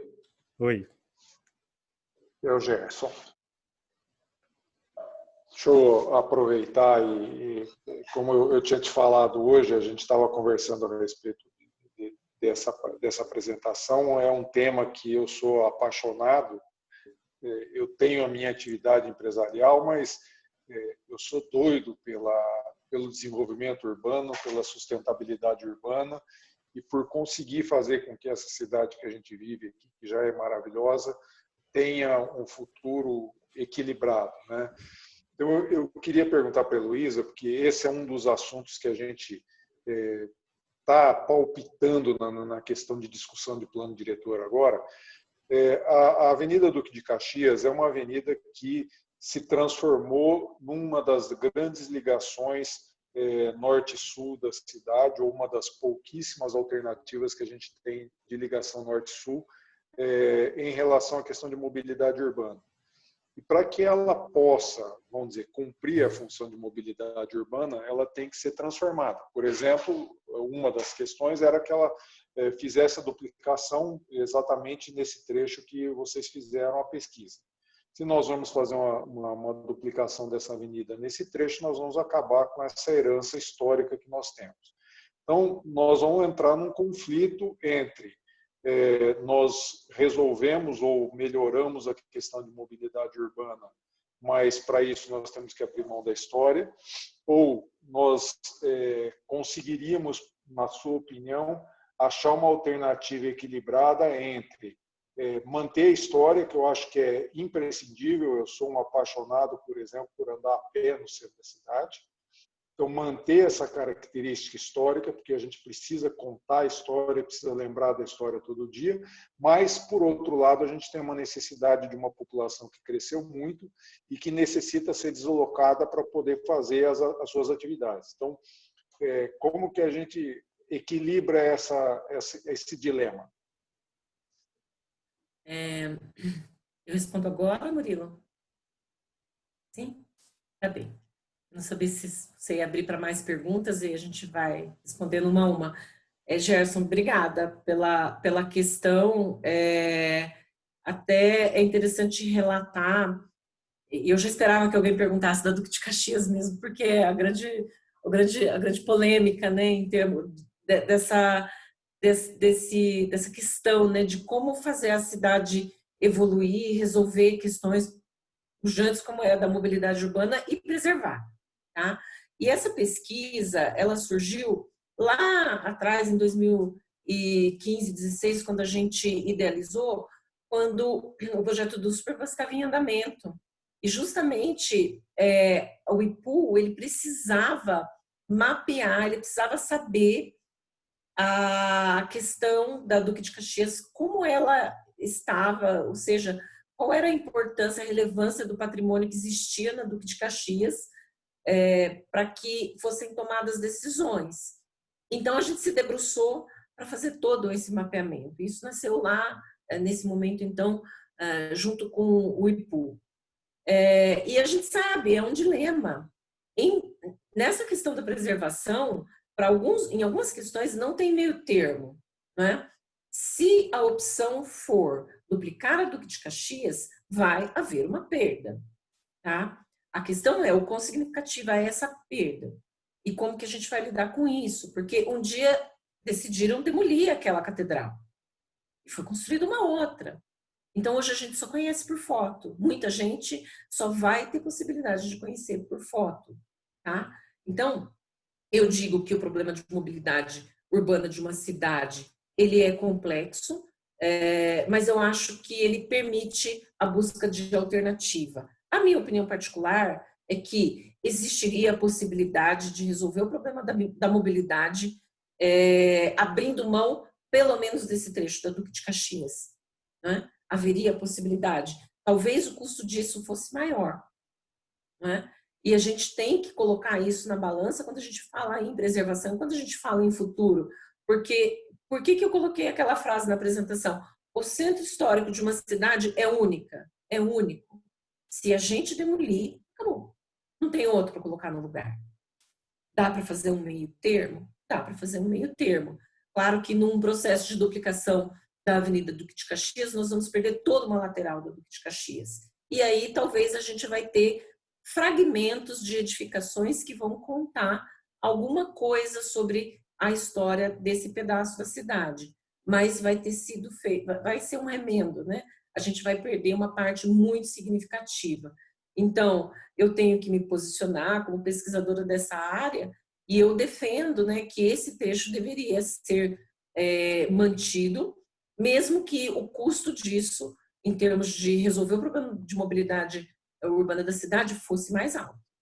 Porque quem está andando de carro está confortável, a alternativa para o transporte coletivo é possível, a gente tem outros eixos importantes na cidade e a gente tem que lutar por isso, né? A gente tem que lutar por todas as causas de uma cidade, não só pela causa da mobilidade urbana. Excelente. Isso mesmo? Obrigada. Bom, eu tenho perguntas para fazer também. Eu posso colocar aqui agora. deixa eu aproveitar você aqui então, professora. Você disse dessa arquitetura histórica, né, e envolvendo o turismo da cidade de Londrina. Você já teve alguma interação com algum órgão promotor de turismo para que seja feito roteiros, ou se isso já existe, né? E eu já pergunto aqui, se essa interação também foi feita com a governança de turismo, porque hoje a gente tem um movimento de inovação em turismo na cidade de Londrina acontecendo. Sim. Obrigada, Murilo, pela sua pergunta. Então, quando nós nos aproximamos da diretoria de patrimônio histórico com a Solange, a gente falou bastante sobre isso, né? E eu não mostrei aqui, mas um dos produtos da pesquisa da Beatriz, nesse TCC que a gente apresentou, né, os resultados da pesquisa aqui agora, justamente foi um guia. Ela elaborou uma espécie de um guia. A gente tem algo semelhante para outros segmentos, né, do turismo na cidade. Tem um de igrejas, tem um de escolas, tem um circuito da aventura urbana, que é no centro histórico, das instituições históricas e tal. E nós elaboramos esse guia como produto do TCC dela, e isso foi levado para a diretoria de patrimônio histórico, e automaticamente eles se interessaram por esse produto. E a Solange começou, então, a negociar, porque ela disse que tinha uma verba disponível justamente para fazer esses folders. Então, a gente iria adaptar isso para poder disponibilizar nos estabelecimentos comerciais daquele setor, porque a gente entende que muitos estabelecimentos comerciais ali, eles fizeram adaptações muito interessantes, né? E na medida em que as pessoas fossem ali naquelas lojas, restaurantes, cafés, hamburguerias, ali tá, eu digo que o centro de atividades, né, ele se deslocou um pouco do calçadão para aquele trecho ali que a gente pesquisou, justamente porque ali tem densidade de renda, né, e as pessoas fazem tudo a pé, e é um lugar muito agradável, né? Então, houve um interesse, ainda não foi desenvolvido isso por questões burocráticas, eu imagino, né? Mas isso já foi até negociado, né? O desenvolvimento, a produção desses folders com alguns ajustes que a gente faria. E aí, recentemente, a gente submeteu essa pesquisa, entramos, né, naquele edital do PROMIC para finalizar a parte da Duque de Caxias. Porque com relação à Duque de Caxias, a gente também pretende fazer folders que vão ser disponibilizados, né, para que todo mundo ali da Duque de Caxias conheça isso, então vai estar em todas as lojas, e a gente vai fazer uma exposição itinerante e algumas palestras que vão ocorrer durante aí isso deve acontecer de hoje, mais ou menos, a um ano e meio, mais ou menos. A gente está um pouco se adaptando à pandemia, porque no momento que a gente ia iniciar, todo esse processo agora começou nossa restrição, né? Então a gente está se adaptando a isso. Mas sim, agora com a governança de turismo, eu preciso fazer essa aproximação. Eu conheço o trabalho da governança, olhei tudo que está em andamento recentemente e me coloco à disposição, se você conhecer mais, eu não conheço muito essas pessoas, mas eu me disponho a apresentar essa pesquisa toda para o pessoal da governança. Legal, muito bem. Murilo, Oi. Eu publicamente desafio, né, a Hello a efetivamente participar da governança de turismo, né, porque Sim. Eu acho que é super importante e a universidade precisa estar presente com essa produção, né, é verdade. Que não só você tem feito trabalho nisso, mas eu acho que a gente precisa colocar isso à disposição das governanças. Uhum. Tá bem, tá aceito o desafio, Cecília. Estaremos lá. E eu deixo uma ideia aqui que eu vi, não sei em qual cidade que foi agora, tá? Mas existe um tipo de turismo onde existem QR codes espalhados na cidade e a pessoa vai com o celular dela já no estabelecimento, fisicamente lá, e ouve uma história ali de como foi aquele estabelecimento, o que ele significa para a cidade, né? Então já deixo a ideia aqui, tá? Para levar lá. Isso já está no nosso projeto da Duque de Caxias. Muito bem, ideia. Excelente, excelente. Eu fui mentora do Hackathon do Turismo e teve muitas ideias assim, né, buscando identificar pontos interessantes da cidade para aquele turismo um pouco mais... tem muita gente que vai para cidades menores e quer conhecer a história, e quer conhecer a comida, e quer conhecer... Isso. Então, teve muita ideia, assim. Isso aí, E a exatamente. partir dessa identificação, realmente, tudo isso precisa ser documentado, né, e sistematizado, porque, assim, os roteiros, eles só nascem desse conhecimento mesmo, né? A gente só pode elaborar esse roteiro através da pesquisa da Bia, né? Porque a gente desconhecia a história dessas casas, e quando a gente foi pesquisando tudo aquilo, agora a gente está em andamento com a pesquisa das casas remanescentes daquele trecho da Avenida Higienópolis. Por isso que eu falei no começo da apresentação, né? Quando eu passei há 15 dias ali na Higienópolis e vi aquela casa sendo em reforma, assim, meu coração despedaçou. Porque eu não sou contra adaptar, eu acho que elas têm que ser adaptadas para sobreviver, mas essa adaptação, ela precisa ser consciente, né? E aí eu que desafio publicamente aqui todo mundo que é do segmento da construção civil, né? Quando as suas empresas de engenharia forem contratadas para fazer uma reforma dessa, por favor, tenham consciência sobre o patrimônio histórico, né? Tenham cuidado, não deixem, né, que as adaptações elas sejam feitas ou da maneira, né, mais econômica. Precisa ter uma consciência sobre tudo isso, porque senão nós não vamos ter o que mostrar para as pessoas no futuro. Muito bem. Eu vou fazer uma pergunta agora. Deixa eu já aproveitar que já estou falando. Fazer uma pergunta para a professora Ercília. No começo da sua apresentação, você mostrou, vamos dizer assim, uma eficiência, né, entre o cliente contratar algo dentro de uma consultora incorporadora e ele receber um produto dele final.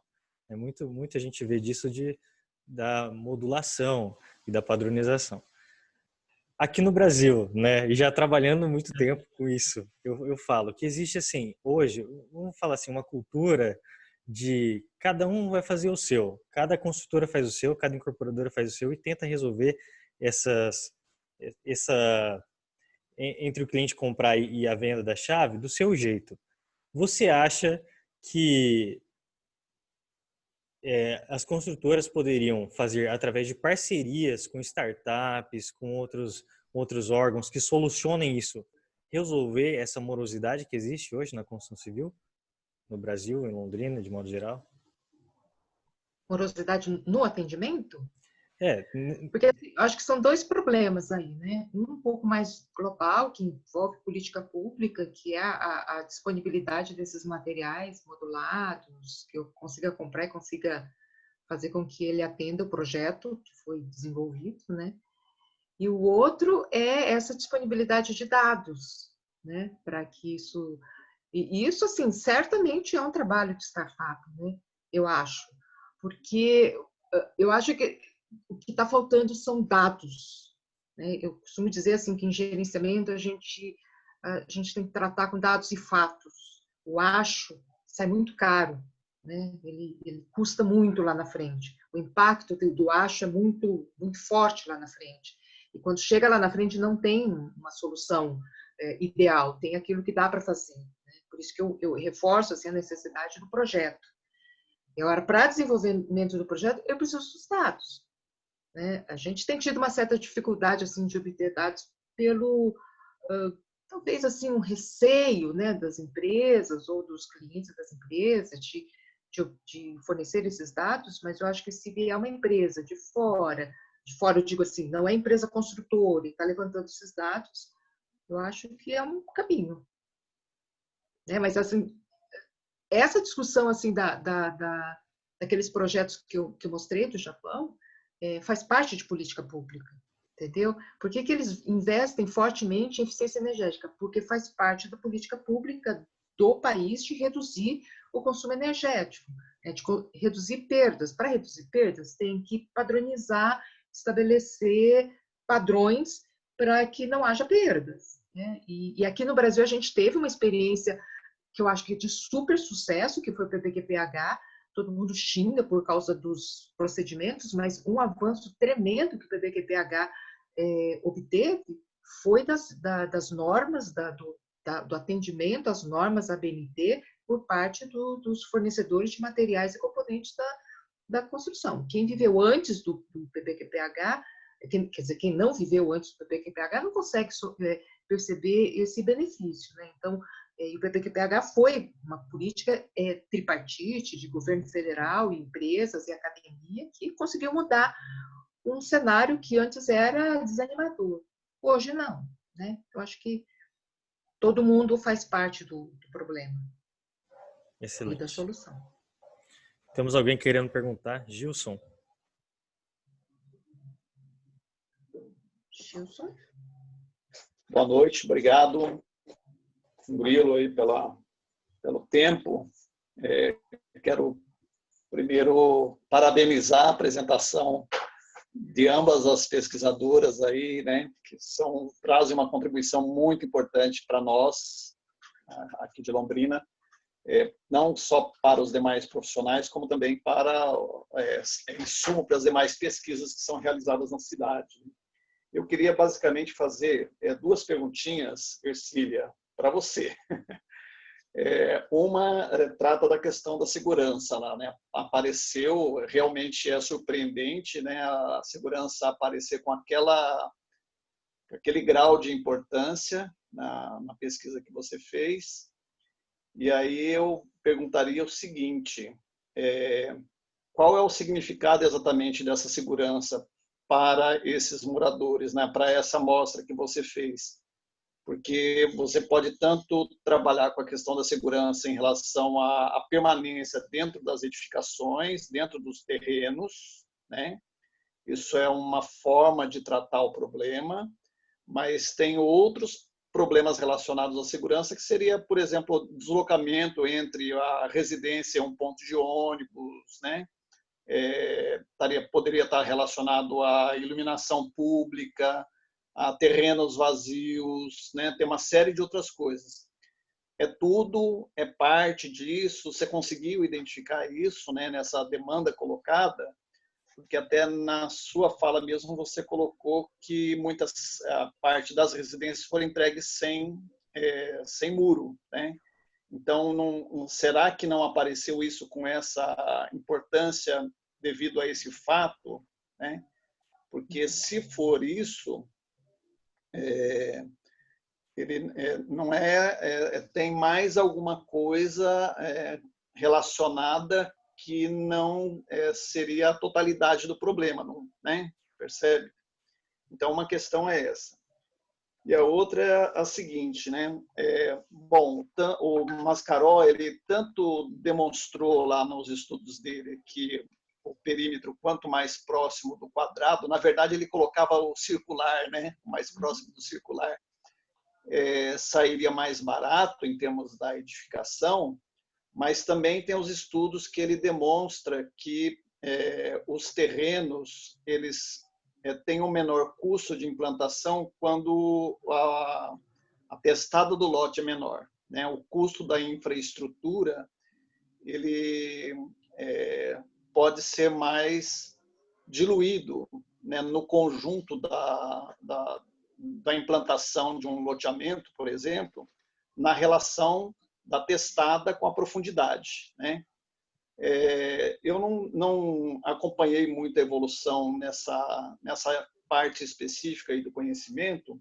Você saberia dizer se tem digamos, vamos dizer assim, uma equação que procura relacionar essas duas variáveis que são importantes para a habitação de interesse social, que a gente consiga chegar numa relação adequada entre o tamanho necessário para as famílias, né, que não são famílias de casal e uma criança e um filho, ou casal e 2 filhos, como é a classe média, por exemplo, né? A grande maioria dessa população tem de 3 a 6 filhos, né?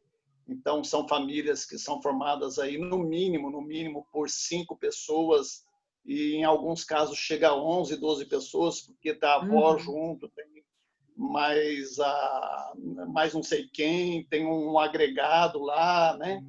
Então, são famílias grandes, casas pequenas, e com essa situação difícil de trabalhar, né, entre a relação do custo, da capacidade de aquisição que essas famílias têm e essa relação entre terreno e edificação, que não é fácil de resolver, né?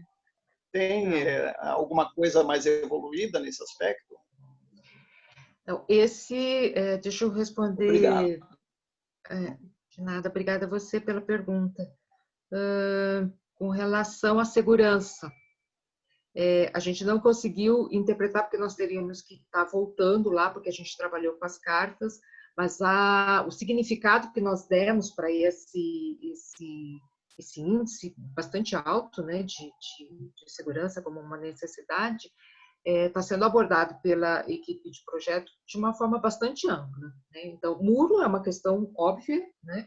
E também é óbvio que os empreendimentos são entregues sem muro, porque o custo dele, com esse formato de terreno, é muito alto, né? Então, já se faz o limite, o teto de financiamento do programa Minha Casa Minha Vida já é muito baixo, né? Ele envolve não só, acho que hoje, na época que nós fazíamos o trabalho, que foi em 2013, por uma cidade do tamanho de Londrina, eram R$69 mil por unidade, o Haroldo deve estar por aí ainda, ele pode me corrigir, na verdade, a habitação sobrava cerca de 53, 54 mil reais para a habitação, porque o resto era terreno, serviço social, infraestrutura e uma série de outras coisas, né? Então, eu acho que a gente tem que lutar para que o teto de financiamento do programa seja maior, né? Primeiro. Segundo que, por conta desse teto muito baixo, o muro acaba saindo muito caro, então as empresas normalmente optam por melhorar a casa e deixar de executar o muro todo. E esse dado dessa pesquisa nos surpreendeu muito por conta disso, porque quando a gente foi fazer o levantamento e fazer a avaliação pós-ocupação com também usando essa ferramenta da preferência declarada, a gente via a precariedade, né? Eram famílias numerosas, numa casa muito pequena com 2 dormitórios, então tacitamente a gente achava, não, é claro que o que eles querem mais é ambientes maiores, ou um dormitório a mais, uma qualidade executiva melhor, e não foi o que aconteceu, né? Então, no grupo de pesquisa, a gente tem tratado segurança de uma forma mais ampla, tanto é que a gente foi atrás dos estudos que a Milena vem desenvolvendo sobre qualidade dos espaços livres urbanos, né, que são públicos, que entrou a questão da iluminação, por exemplo, tem as ruas mais estreitas, com menor fluxo de carro, às vezes ajuda também, porque você acaba fazendo amizade com seus vizinhos e um acaba cuidando da casa do outro, isso acaba reduzindo o custo de manutenção de asfalto também, porque se eu arborizo, eu faço sombra, uma árvore acaba cobrindo uma parte do asfalto e outra também, e o asfalto vai durar mais, enfim. Essa pesquisa nos levantou é de que o buraco é mais embaixo. A gente tem ideias pré-concebidas do que o cliente precisa e do que o cliente valoriza, e quando a gente coloca os dados, os fatos na mesa, a gente detecta que a gente tem que trabalhar outros aspectos.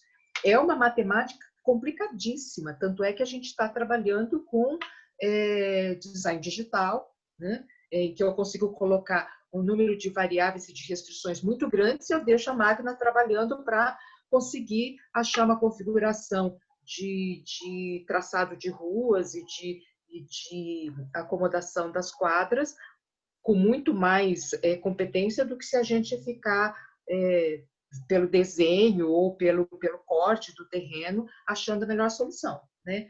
Então, no trabalho do Flávio, por uma questão de prazo de defesa, ele acabou trabalhando somente com a topografia, né? Mas é possível, e é uma tentativa que a gente vai estar fazendo agora, esse ano, embutir outros dados, por exemplo, a questão dos custos de iluminação, etc. E uma coisa que eu achei que meio que confirmou essa ideia de que a gente tem ideias pré-concebidas no desenvolvimento de projetos. Olha, há quanto tempo a gente está fazendo pesquisa na área de habitação urbana, de habitação social. Só eu estou aqui já há 19 anos. Em 2001, eu saí do doutorado e já consegui um financiamento de pesquisa para habitação de interesse social, porque era onde as agências de fomento público colocavam dinheiro. E quando a gente vai ver estudos sobre custo de infraestrutura urbana, não existem. Né? Então, a gente teve que fazer, foi uma dissertação de mestrado aqui também, em que o Celso foi atrás de dados e de parâmetros. Muito recentemente, a TCPO lançou uma tabela de composições de preços unitários de infraestrutura urbana, que não existia.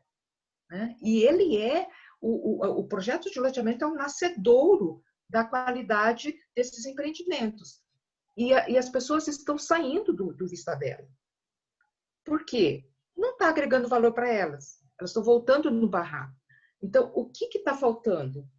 É muito essa questão de você dar um senso de pertencimento, de habitabilidade mais adequado para esses empreendimentos. É lógico que a gente está falando, eu estou falando, né, do Vista Bela, que é uma aberração, né, que é um empreendimento que não deveria existir. Né? Hoje são cerca de 14 mil pessoas lá, e agora o município está conseguindo construir uma escola, creche, posto de saúde, etc., porque eram 12 mil pessoas sem uma farmácia, sem uma padaria instalada, tanto que o comércio informal proliferou, que é aquele trabalho que a Thaisa fez de identificar os pontos comerciais e tentar entender, né, como é que eles se instalam, porque não tinha. Né? Então, eu normalmente falo para os meus alunos, né, não adianta você pegar um caso que não deveria existir para estudar, mas era o que a gente tinha.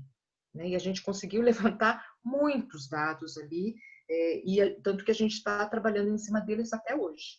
O trabalho, o ZEMIC tem aquela equipe toda, porque é uma equipe multidisciplinar, tem até engenheiros eletricistas ali, que desenvolveram para a gente está desenvolvendo a gente é muita gente, né? A gente tem um grupo associado, que é o GetIn, que é liderado pelo Altibano Hortense, e ele está desenvolvendo um sistema construtivo modular para permitir essa customização em massa de uma forma mais adequada. Né? Ele está com uma série de pedidos de registro de patente, a gente está deixando correr isso primeiro, ele fazer os registros para depois a gente começar a manipular nas oficinas para resolver esses problemas que são um pouco mais complexos. Né? A gente tem que pensar em muita coisa para projetar um loteamento. Não é chegar e traçar as ruas, né? Tem muita coisa envolvida. E custo de infraestrutura é uma coisa que bate. Né? Mas eu conversei bastante com as pessoas que trabalham na área, o pessoal do saneamento, lá da Sanepar. Topografia é uma coisa que é preponderante. Né? Comprimento do tamanho das quadras é outra coisa que afeta bastante. Né? Ele pode encarecer mais ou menos em função da proporcionalidade do tamanho da quadra. Então, foi com esses parâmetros que o Flávio trabalhou. Mas tem muito chão ainda. Infelizmente, tem pouco estudo desenvolvido nessa área. Muito bem. Mais alguém quer fazer uma última pergunta antes da gente encerrar? Ou quer falar alguma coisa? A hora é essa, hein? Não? Camila, tá? Ô, Camila. Oi, Camila. Oi, gente, tudo bom? Eu queria parabenizar a Ercília e a Heloísa. Adorei muito, muito pertinente todas as questões. E eu queria também comentar a questão que o Gerson levantou, que é extremamente pertinente nesse momento, né? A gente está na iminência de perder grande parte aí da nossa história, né? E justamente para duplicar uma via. E eu queria, assim, desabafar também. Eu participei das audiências do Plano de Mobilidade aqui de Londrina e eu fiquei muito feliz em entender mais sobre isso, né? E que, assim, eles deixaram muito claro de que plano de mobilidade não é duplicação de pista automotiva, né? Que é justamente você, primeiro,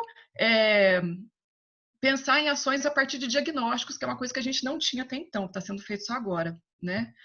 Mas, no segundo momento, pensar em soluções, mas em soluções, assim, usando o máximo possível da estrutura existente da cidade, né? E eu acho que isso está totalmente alinhado com a nossa ideia de preservação do centro da cidade, né? Então, assim, eu acredito que esse plano de mobilidade que está sendo desenvolvido para a cidade de Londrina, eu acho que ele vai justamente fortalecer essa nossa ideia de preservação do centro, né? Eu acho que não vai ser o contrário, ele vai vir para fortalecer isso. E tendo, assim, a qualidade de vida como pano de fundo, né? Porque, afinal, a gente tem... A memória é um direito nosso, né? A história da cidade é um direito nosso. Então, eu vejo esse plano de mobilidade como uma coisa positiva nesse sentido. É isso, assim, uma manifestação minha. Muito bem. Muito bom. É isso. Vamos encerrar então aqui, gente. Muito obrigado pela participação de todos. Muito obrigado pela participação das professoras, de todos os professores presentes aqui. E fiquem de olho aí que a gente vai fazer mais eventos desse tipo, né? Vocês todos vão receber um link no e-mail com esse vídeo aqui. Depois vão poder assistir e compartilhar com quem quiser também, que esse conhecimento é realmente muito rico. Então é isso, gente. Muito obrigado aí. Me deixo aqui à disposição. Eu vou colocar aqui no chat o meu telefone para quem quiser entrar em contato comigo, falar alguma coisa. Estou aqui às ordens. Certo? Valeu, Murilo. Obrigada pela oportunidade. Obrigada a todo mundo que ficou até agora. Muito obrigada. Muito obrigado, gente. Muito obrigada também pela participação. Foi uma satisfação. Tchau. Tchau. Até logo. Valeu, tchau. Tchau, gente. Até mais.